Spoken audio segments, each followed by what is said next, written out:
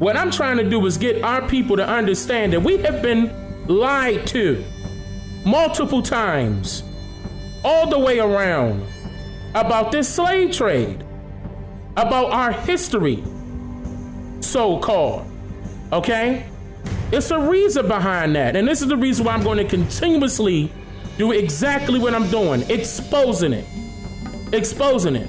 And you can try to take these websites down. I got receipts. I don't care if you try to take these websites down.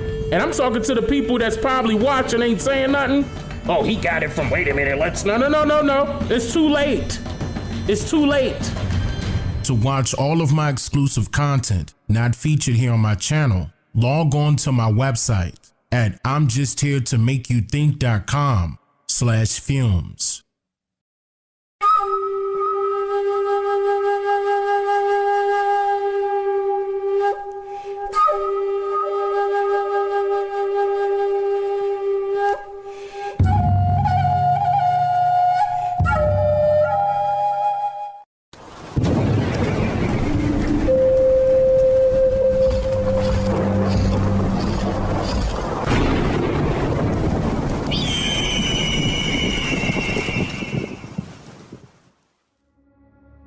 I'm going to get on another website that these self-proclaimed scholars love to use. Oh, everybody came from Africa. It was 12.5 million.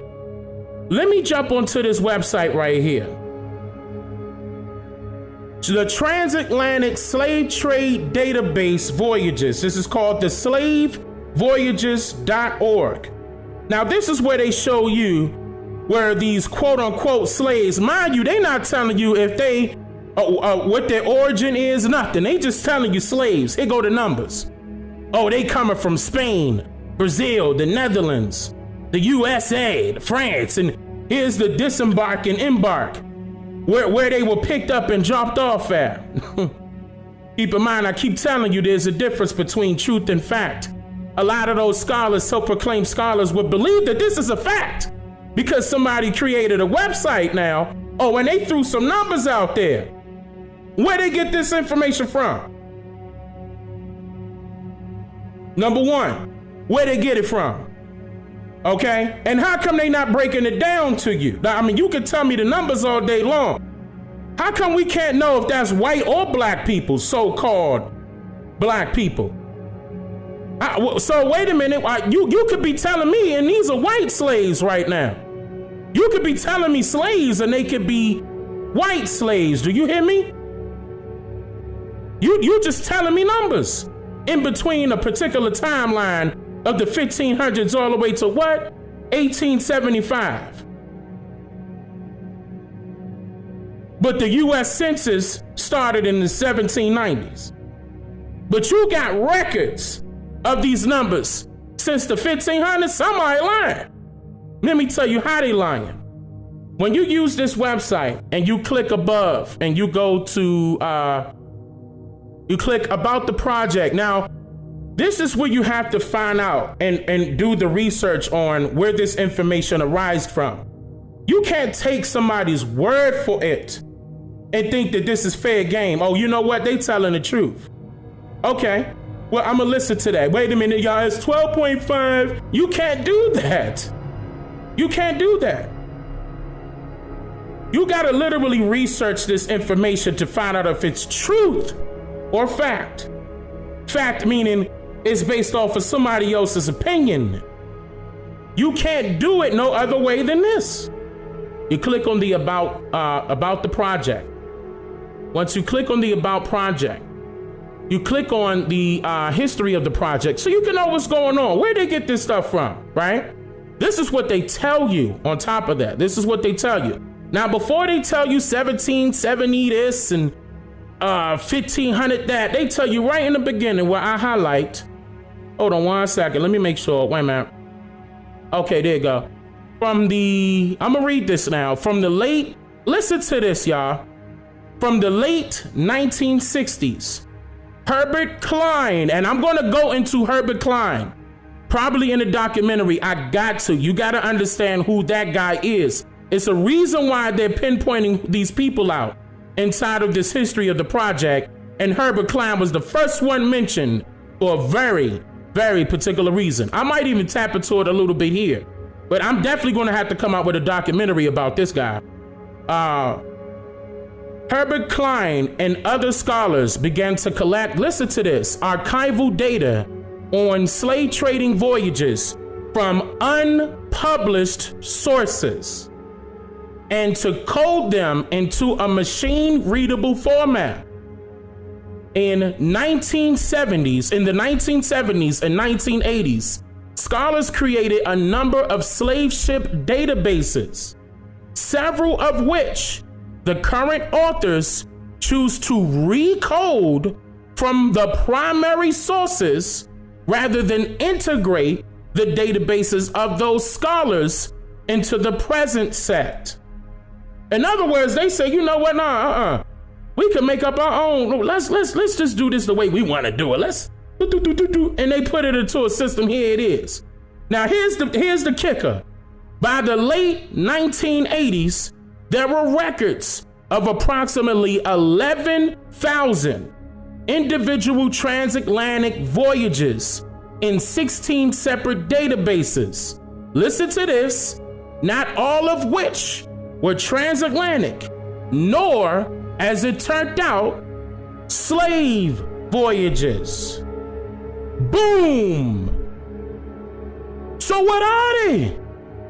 Made up, created databases. You have no record of the transatlantic slave trade. They told you that. Not all of which were transatlantic, nor, as it turned out, slave voyages. So you created a story. Melville Herskovits created the Middle Passage. Then the rest of these Jews, the Jesuits, got together in the University of Chicago and created an idea that they learned from Frank Boas, the professor at the University of Chicago. Okay, in which Melville Herskovits started teaching all of our people, especially those that were in the Boule in the University of Northwestern, still in Chicago, the same out of Africa theory. Now debunk this. It's right here in front of you. I'm reading it right off of their site. Debunk it. I dare you. You can't. It's about logical thinking. This is what they took away from our people. They took away the logical thinking skills that we possessed naturally when we were born with. They took it away from us. They said, nah, nigga, listen, we gonna tell you what you where you came from, because we want this land for a particular reason for ourselves. No, you came from Africa. If you came from Africa, that means what? That means you're not from here. That means you're an immigrant, foreigner. Y'all better pay attention to what happened in the past in order to correct the present so we can have a better future. They lying about the transatlantic slave trade. Period. Ain't no records. None. I checked Library of Congress. I checked, and I do a lot of traveling. I checked a lot of public libraries here. The National Archives, the National Archives ain't got none of these records. Why not? Oh, but you getting them from universities. Wait a minute. And speaking of universities, look at this. Herbert Klein was born in New York City the same year as my grandfather, 1936, right? New York, went to Bronx, went to Syracuse University from 1953 to 1955. And then they said, and then he transferred to the University of Chicago. Okay, I keep telling y'all about that university here, and where he obtained his BA in history in 1957, got his master's in 59, and his PhD in 63, with a major in history and minor in anthropology. You gotta know who your enemies are now. Foreigners, and I bet with that last name like that, they ain't from here. He was probably born here. Where his parents from? But you got all these foreigners telling you your history. See? You came from Africa. They created this. Listen to this. Scroll down. He has been a Woodrow Wilson Fellow. Remember when I told you that your history was created in the late 1800s, top 1900s. Woodrow Wilson, as president, implemented the industrialized system of compulsory education, period. Along with J.P. Morgan, John D. Rockefeller, Henry Ford, the University of Chicago, the National Education Association, and a lot of these other foundations that I'm about to read off right now that this guy was funded by. He got grants from Woodrow Wilson Fellowship. Oh, right here it says he received grants from the Ford Foundation. Listen to this. The Social Science Research Council, that's another one.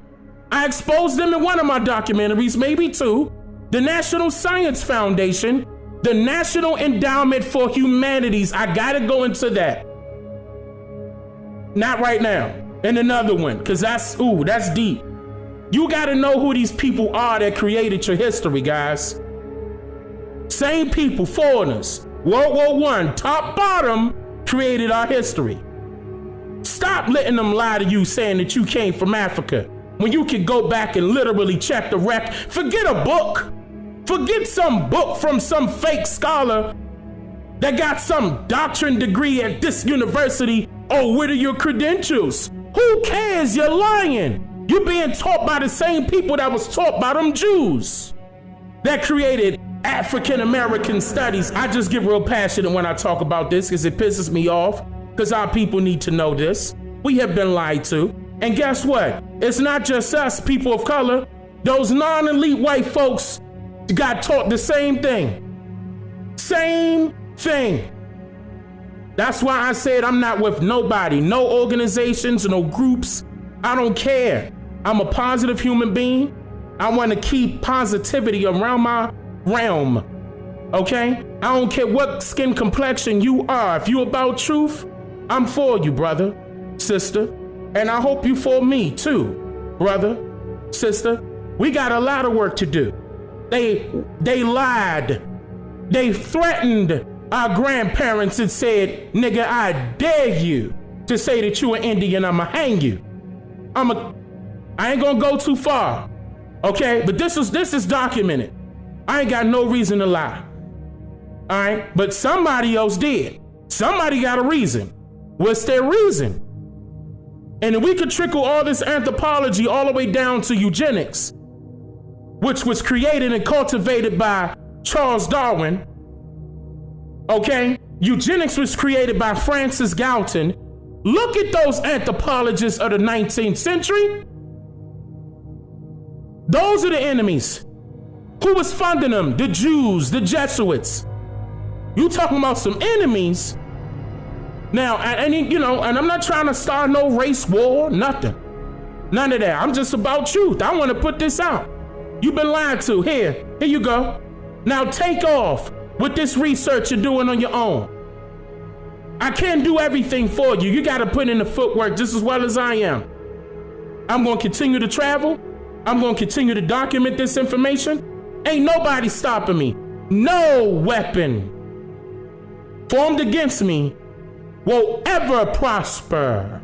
Will ever prosper. I don't care who you think you are.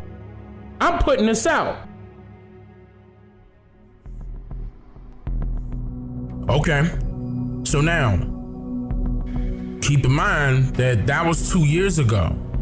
And believe it or not, this website was changed multiple times to the point where now it even looks different. Does that same information that I shared 2 years ago still exist on this website? Yep, it sure does. And still, the creators of this website never bothered to share where exactly they retrieved their information from. But during their most current video about their website, specific people are placed in the forefront telling you how they created and cultivated this website, along with the information it presents from theories, opinions, and ideas. which is formed on the basis of conceptualism. Conceptualism is the theory that universals can be said to exist, but only as concepts in the mind. So, in other words, it's just merely an indoctrinating way of using your imagination because someone is painting the pictures for you uncritically. Uncritically meaning with a lack of criticism or consideration of whether something is right or wrong. Listen closely to the words that are being stated in this video that I'm about to play. Okay? I'm going to point out the trigger words and phrases that will indicate whenever something has been created by the use of imagination. The slavevoyages.org website has now completed 10 years of successful operation, drawing on 4 decades of archival research on 5 continents, a revolution in computer processing costs, and with major funding from the National Endowment for the Humanities and the UK's Arts and Humanities Research Board, the site now offers access to details of more than 36,000 slave trading voyages between Africa and the New World, a further 11,400 voyages from one part of the Americas to another part of the Americas, and 92,000 Africans who were forced to make these voyages. Now wait, hold up, wait. Let's stop right here for a second. Henry Louis Gates Jr. just said a number that does not reflect the initial slave trade storyline as we were told. Weren't we forced to believe that 12.5 million enslaved Africans were brought to the Americas between the 1500s and the late 1800s? But he is saying that they have researched a total number of 92,000 Africans. Now, some of you may have heard 350,000 or somewhere along that same line, 300,000, a little bit more, or maybe even 3 to 5%, which should make you wonder if any of these depictions or assumptions are even remotely accurate or truthful for that matter. The role of slave voyages as the basic reference tool for the slave trade to the Americas and now within the Americas is well established. Users can now analyze data, sample estimates of the slave trade, view videos, maps, and animations, consult research essays, contribute corrections to existing data, and add information on voyages that the editors don't even know about. Whoa! Whoa! Whoa! He said, contribute corrections to existing data and add information on voyages that the editors don't even know about.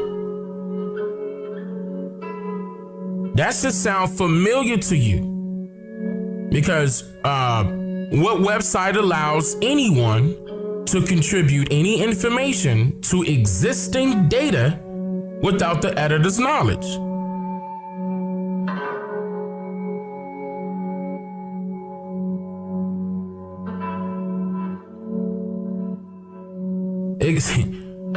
Wikipedia, exactly. Because anyone is allowed to create an account and add any information to articles on their website, even if it's sourced from non-working or non-existing links. Which means that anyone can be an editor of the information presented on their website and add anything they want to the existing information without having to prove it before it becomes available to the public. For more on these new features, we need to turn to those involved in the project.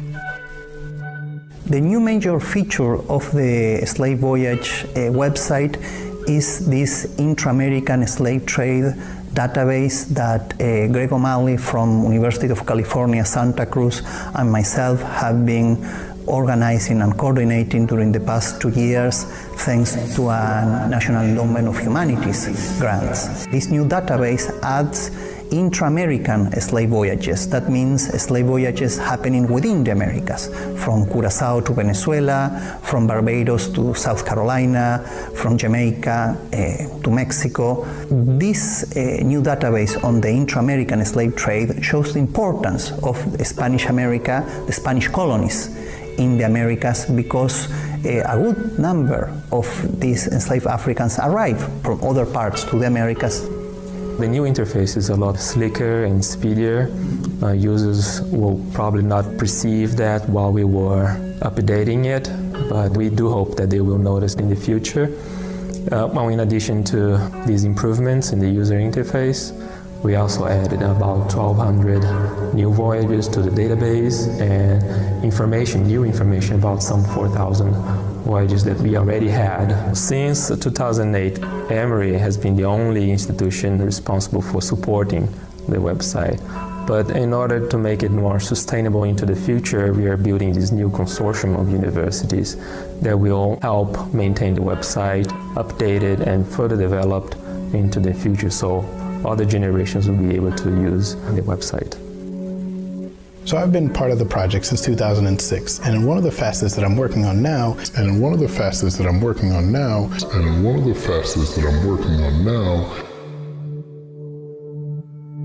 is the development of the 3D animation of a slave ship, an 18th century ship known as the L'Aurore, which carried over 600 enslaved Africans to Saint-Domingue, or modern-day Haiti. The animation depicts the ship prior to slaves being placed on board, and so we get a sense of what these slaves would endure on their 2-month journey during the Middle Passage. You're able to see through the camera different parts of the ship and follow from the different holding cells, the different components and features of the ship, as well as a time sense of a day and night cycle. The Indian Ocean slave trade substantially predated the transatlantic slave trade and continued for much longer. Yet up until now, it's been less studied by scholars, and in fact, the true scale of the transatlantic is far more well known than the Indian Ocean slave trade. Scholars at the International Institute of Social History in Amsterdam recently held a conference where they brought together scholars that focus on a variety of geographic areas to uncover areas where we can expand our research and share our knowledge about voyages in the Indian Ocean and maritime Asia. They've secured some seed money to put together a database within the next 8 to 10 years. By using the transatlantic slave trade database as a model, scholars working together, sharing data, and putting the transatlantic slave trade in better context.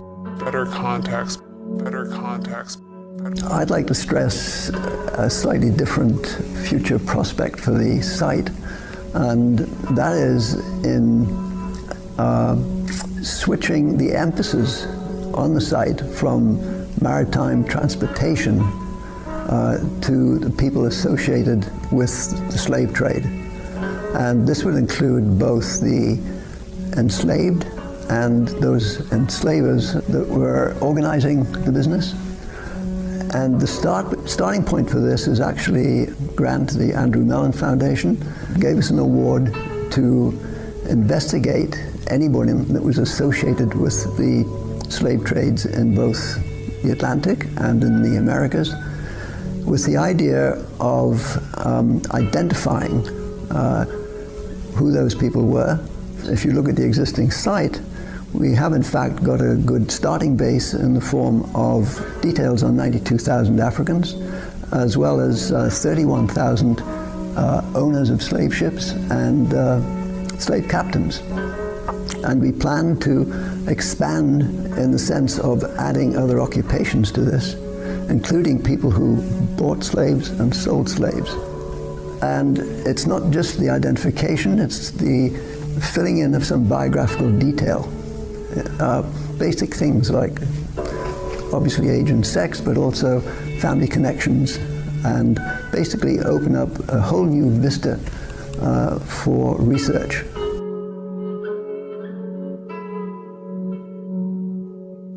Okay, see, now I highlighted those trigger words and phrases that indicates whenever something was created by the use of imagination. So all of these things that are being depicted, represented, and presented on their website are conceptions deriving from the basis of conceptual art. In my documentary called Harriet Tubman, The History of a Slave Ship, I mentioned that according to the College of Central Florida, conceptual art is based on the notion that the essence of art is an idea or concept and may exist distant from and in the absence of an object as its representation. That is because the job of the mind is to create an object where there is none. But if you don't control your mind, then a stranger gets to create that object for you. I'm just here to make you think.